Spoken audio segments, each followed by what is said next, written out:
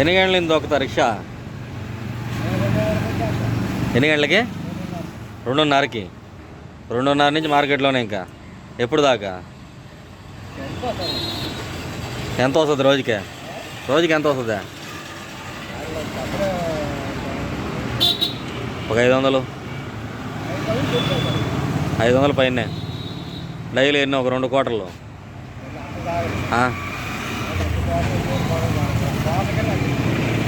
ఎన్ని? 1 క్వార్టరు కొరవ. కొరవ ఇంటికి ఇచ్చేస్తా. ఇంటికి ఎంత ఇస్తావా?